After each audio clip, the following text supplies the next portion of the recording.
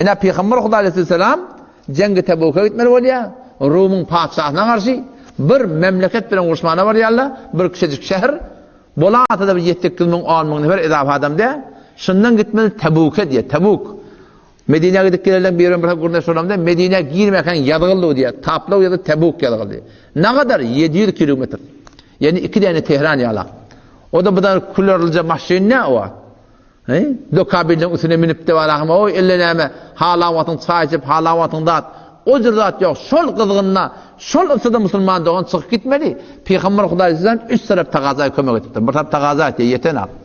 2 taraf tagaza etiye yetenak. 3 taraf tagaza etiye. Nihayeten şey deyip yuvaşır uğrayarlar. Adam şonuna sahabe-i kiram radıyallahu anh her gayti taqatına oraya evi geliptirler.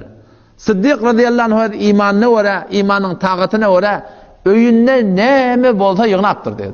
Hatta şu divarlarını da şöyle ellerini tükep temen ügne birdat şonu çelim alıptır. Yani bir yal öyle hesap koymaktır.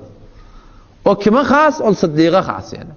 O her bir imanlı adamdan o forum tagazade. İmanlı adamlardan tagaza şu kun din için harz etme olanla Allah Tebarek ve Teala Sure-i Furqan'ın ahirine getiriyor.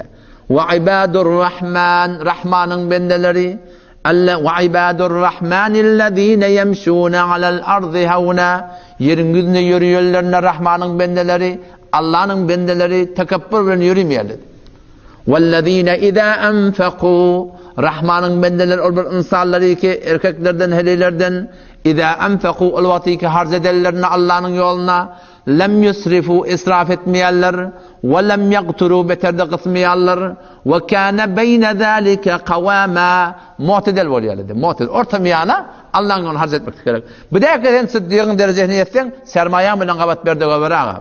Ama biz o derecede de orta miyana umum Müslümana destur Müslüman doğun şu ki idâ enfekû enfak edende israf etmeliler ve beterde kısmalılar. Kavsu neyme? Malın üstü ölmeli.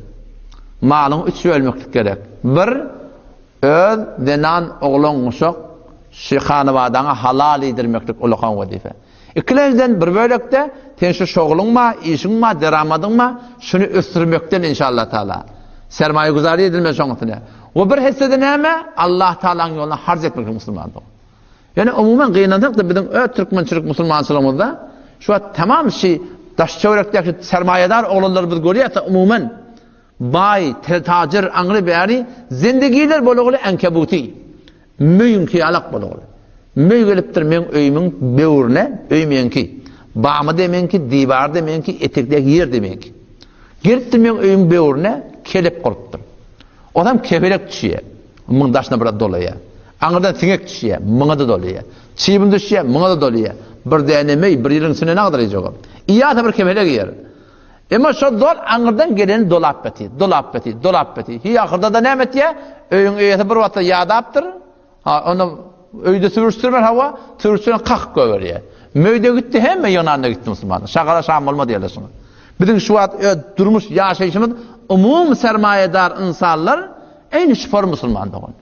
Bir vaxt Allah'ın yoluna kömek edecek, bol olsa. Öyle bir gayrı. Oğlun gayret diye. Oğlunu yer alıp koyup, aktığını da yer alıyor adam. Çavluğunu da yer alıyor adam. Ona bir tüken, buna bir tüken. Tamam daş teoreklerine finişçilik koyup durur. Odun dönün, evine neymişse deyim veriyor. Evine neymi verdin seni? وَمَا تُقَدِّمُوا لِأَنْفُسِكُمْ مِنْ خَيْرٍ تَجِدُوهُ عِنْدَ اللّٰهِ. Sana ne mi kalacak? Allah tarafından ayet ya, sana ne mi var? Şu dünyanın malından. Peygamber sana ayet ya, adamların oğlu يَقُولُ اِبْنَ آدَمْ مَالِي diye ayet ya. Adamların men malım, men maşinim, men motorum, men sermayem diye ayet ya diye. Bu senin malın ne mi diye? Senin malın bir iyip savanın, bir de geyip yırtanın, bir de Huda için evden iyi verenin. Mun qalanın kimin iyiline ki? Varısından Müslüman doğun. وَمَا تُقَدِّمُوا لِأَنْفُسِكُمْ مِنْ خَيْرٍ. Ol bir dadi ki evden iyi veriyorsunuz hayırdan iyi veriyorsunuz. Teciduhu indallah. Onun sevabın Allah Teala'nın yanına tapardınız. Bana sana çok alacak. Başka kalacaklar yok Müslüman doğun. O zaman sayedeme zindigini şahane yaşamalı.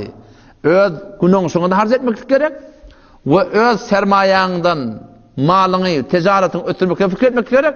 Huda için hem evden hem iyi vermek gerek Müslüman doğun. Şunu var, ödene bernamet böyle. Bir yazılar bername koyat, falan dereceye men yetsem kömekleşecek. Orada da otoğulun bir aytya da, men niye falan etsem, o zaman men niye Allah'ın olayım, men senin yanlış da otaydı. Falan müşkülden men çıktım, o zaman men falan edecek, men senin yanlış sen deydi. Bir kişi tamamı müşkülatların çok önemli. Beni Adem bir gam navaşat, eğer başat Beni Adem navaşat, müşkülat hemişe boltu, algı hemişe boltu, bergi hemişe boltu, müşkülatlar hemişe ba. Çok önemli kim o? Şu dünyanın öyle mi hali müşkülat? Allah imtihan edecek deyiptir. Şu müşkülatla bilen ders pencerelerimi etsin yarattı kaptaldan sonra Huda için mi Allah'dan için vermeklik gerek Müslüman'da. Allah'dan için